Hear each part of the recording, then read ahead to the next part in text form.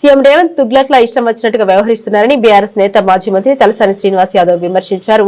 CM కు మంత్రులకు మధ్య సయోధ్య లేదని, మంత్రుల ఫోన్లు కూడా ట్యాప్ చేస్తున్నట్లు చెబుతున్నారని తెలిపారు.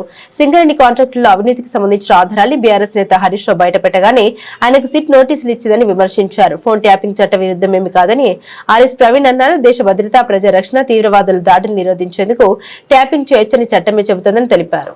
ఇటువంటి దరిద్రమైనటువంటి ప్రభుత్వాన్ని నా లైఫ్ లో ఎప్పుడు చూడలే. ప్రభుత్వాలు రావడం, ప్రభుత్వాలు మారడం అనేది సర్వసాధారణం. ప్రజలు మనకు అవకాశం ఇచ్చినప్పుడు ప్రజాస్వామ్యంలో ప్రజల్ని సాటిస్ఫై చేయడానికి, ప్రజల్ని సంతోషపెట్టడానికి రాష్ట్రంలో ఉన్నటువంటి రైతాంగం కావచ్చు, అదే విధంగా నిరుద్యోగ యువకులు కావచ్చు, మహిళలు కావచ్చు, సామాన్య ప్రజానికం కావచ్చు, మనం వాళ్ళకి ఎంత మేలు చేసినాం అనేదే ప్రధానమైనటువంటి. రాజకీయాలలో రాజకీయ పార్టీలు మేనిఫెస్టోలు ఇస్తుంటాయి. ఆ మేనిఫెస్టోలోనే భగవద్గీత అని, ఖురాన్ అని, బైబిల్ అని చాలా సందర్భాలలో అసెంబ్లీలో కూడా చెప్పినటువంటిది పార్టీ మేనిఫెస్టోలో కూడా జరిగేది మనం చూస్తాం. కానీ ఒక విచిత్రమైనటువంటి ప్రభుత్వం మన రాష్ట్రంలో జరుగుతుంది. చాలా సందర్భాలలో మనం సర్కస్ నడిపిస్తున్నామా, ప్రభుత్వాన్ని నడిపిస్తున్నామా అనే దానికి కరెక్ట్ సూటబుల్ అయినటువంటి గవర్నమెంట్. రేవంత్ రెడ్డి గారికి ఏమో అతి చిన్న వయసులో ముఖ్యమంత్రిగా అవకాశం వచ్చింది.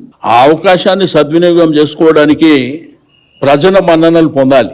మీరు ఇచ్చినటువంటి హామీలేంది, అవి కరెక్ట్ ఇంప్లిమెంటేషన్ లో ఉన్నాయా లేదా, ప్రజల నుంచి మనం ఆ కార్యక్రమాలు చేసి వాళ్ళ దీవెనలను పొందవలసినటువంటి ప్రభుత్వం రాష్ట్రాన్ని విచ్చలవిడితనం చేసి, ప్రజల దగ్గర డబ్బులు లేకుండా చేసి, రియల్ ఎస్టేట్ వ్యాపారం కుదేలైపోయి, అసలు ఇక్కడ రాష్ట్రంలో ఎవరు మాట్లాడితే వాళ్ళ మీద అక్రమంగా కేసులు పెట్టి వాళ్ళని దౌర్జన్యపూరితంగా హరాస్మెంట్ చేయడం అనేది మొన్నటికి మొన్న చూసినాం. ఎన్టీవీలో జరిగినటువంటి, అంటే ఫోర్త్ స్టేట్ అని పిలువబడేటువంటి పాత్రికేయులకు అక్కడ జరుగుతున్నటువంటి చర్చ, లేకపోతే వాళ్ళకున్న ఇన్ఫర్మేషన్ ప్రకారం వాళ్ళు ఏదో ఒక న్యూస్ పెడితే దాన్ని అక్కడ ఉన్నటువంటి బీసీ ఎస్సీ పిల్లల్ని తీసుకుపోయి అరెస్ట్ చేసి నానా ఇబ్బందులు పెట్టిన తర్వాత అల్టిమేట్ గా కోర్టు న్యాయమూర్తి గారు ఏమిచ్చిండ్రో మనం చూసినాం.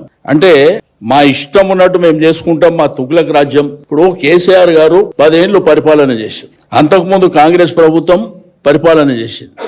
మా ప్రభుత్వం ప్రజలు మాకు అవకాశం ఇచ్చిండ్రని మేము కార్యక్రమాలు చేసుకుంటా వెళ్ళినవే తప్ప గత ప్రభుత్వం ఏం చేసింది, గత ప్రభుత్వంలో జరిగినటువంటి అవకతవకలేంది అవన్నీ బయటికి తీసుకుంటే అసలు మీలో ఎవడన్నా మిగులుతాడా? అది మొదలే కాంగ్రెస్ పార్టీ. ఆ విషయాన్ని మర్చిపోయి ఈ రోజు ఒకరోజు హరీష్ రావు గారిని రమ్మంటారు. ఫోన్ ట్యాపింగ్ అనేది మీడియా మిత్రులకు, పాత్రికా మిత్రులకు తెలియదు కాదు. ఈ దేశంలో యాంటీ నక్సలిజం గాని, టెర్రరిజం గాని, శాంతి భద్రతల విషయంలో కొంతమంది అధికారులతోనే ఒక కమిటీ ఉంటది. అది ఏ రాష్ట్రంలో గాని యావత్ భారతదేశంలో కూడా ఆ కమిటీ ఆధీనంలో పనిచేస్తుంది ఈ ట్యాపింగ్ వ్యవహారం అంతా. ఇది కొత్త కాదు, లేకపోతే ఇప్పుడు ప్రభుత్వం ఉన్నది చేస్తలేదని కాదు.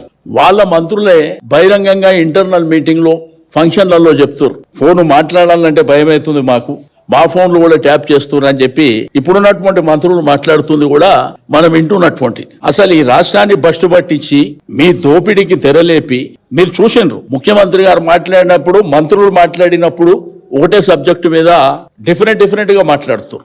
ఆ రోజు మంత్రి గారు కొండా సురేఖ గారి డాక్టర్ ఏం మాట్లాడిందో మీరు అందరు చూశారు. ఆ తర్వాత ఆ కేసు ఎక్కడ పోయిందో తెలియదు. సినిమా టికెట్ల విషయంలో అసెంబ్లీలో ముఖ్యమంత్రి గారు ఏం మాట్లాడినో మీరందరూ చూశారు.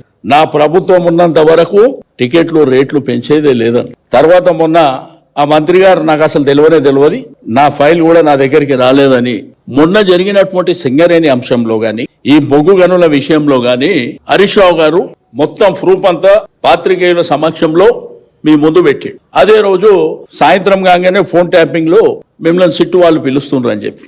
నేనేమంటున్నా, ప్రభుత్వాలు ఇటువంటి హరాస్మెంట్ మీద ప్రభుత్వాలు నిలబడినటువంటి దాఖలు చరిత్రలో లేవు. నాకు అధికారం ఉన్నది, నేనేదో రాచరికం చేస్తా, నా ఇష్టం ఉన్నట్టు నేను చేస్తా అంటే మీ ప్రభుత్వము దీర్ఘకాలికంగా నిలబడడానికి అవకాశం ఉండదు.